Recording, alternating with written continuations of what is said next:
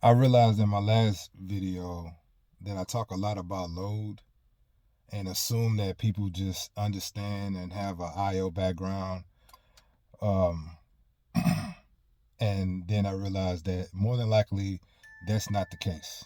But if I can define it, I would say that it's everything that we're carrying throughout the day.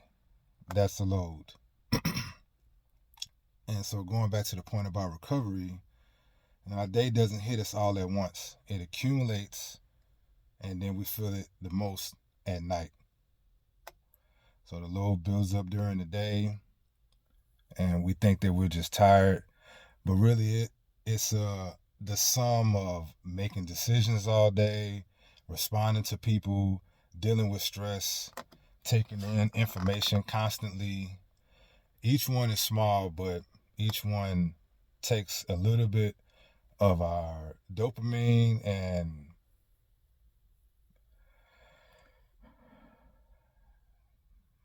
just makes it to where our nervous system takes a hit because it doesn't really get a chance to reset. So when night comes, everything that we've been doing through the day, it accumulates. It's like our nervous system never gets a time to fully power down. Even when we stop working, like our mind is still replaying conversations, or maybe we're thinking about tomorrow. A lot of people do this on Sunday afternoon. I've even seen memes about it where people are having a great weekend and then something to happen and they remember they got to go to work on Monday or they got to do whatever on Monday. And then now they're just in a bad mood because they're thinking about tomorrow instead of being present here now, or just processing unresolved stuff. All of that makes it to where our nervous system doesn't fully power down or just go to a point to where it's not so high strung. And then on top of that, a lot of times what we do nowadays is we'll go to our phones or we'll go to TV or we'll scroll somehow maybe on an iPad or a laptop or desktop. And so our body is tired, but our brain is still active. And that mismatch is one way we get that tired but wired feeling, or wired and tired, however you say it. It can feel worse at night because during the day we're distracted.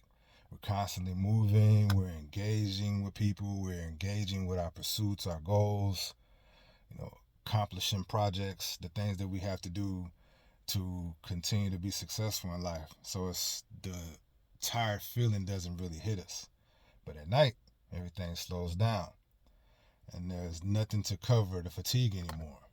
During the day, you probably can drink a energy drink or take some coffee or whatever and just work. At night when it's time to go to bed, we start to feel that stuff more. And then what shows up? Irritability. We may get cravings for different things. Some people is sweet, some people is gambling.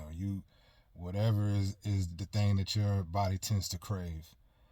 Restlessness or maybe even overthinking. Some people can get into rumination at this point. And if you don't know what rumination is basically overthinking, but with negative thoughts. None of these problems are new. It's just unprocessed load. And even just understanding that load helps it to become more visible.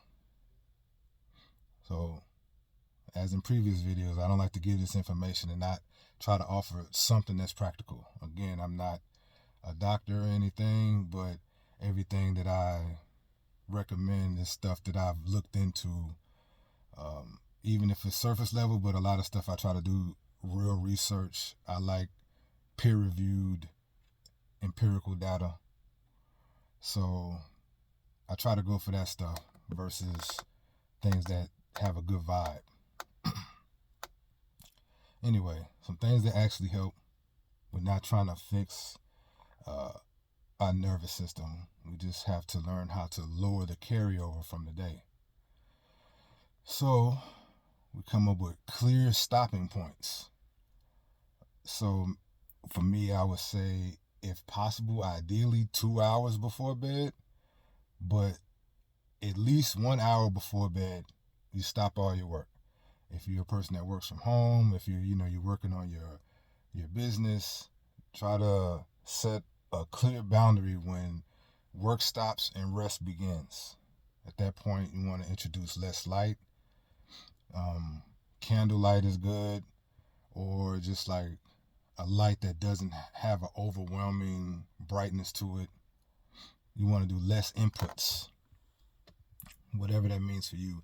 I try to speak broadly because I realize that not everybody is in a corporate sector. So, but whatever less input means in your life. So that could be not sending out messages, not responding to emails, not calling people. It could be not being on TV. That could be not scrolling. You just want to have a predictable routine to where your body can say, we're winding down. Now's the time to relax. We start to do this ritual or this behavior when it's time to wind down and then go to sleep.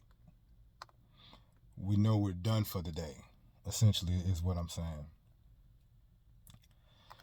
I often talk about supplements that I know that help with the nervous system. So again, magnesium, this one is empirical. It's fact. It's not fact. I mean data backed to help to relax your nervous system. A heart's needed. A lot of people are under. We don't have enough of it. I forget the exact wording of how you say it. But I'm not a doctor, so I'm not saying go take this stuff without getting a message from your doctor. But it can help.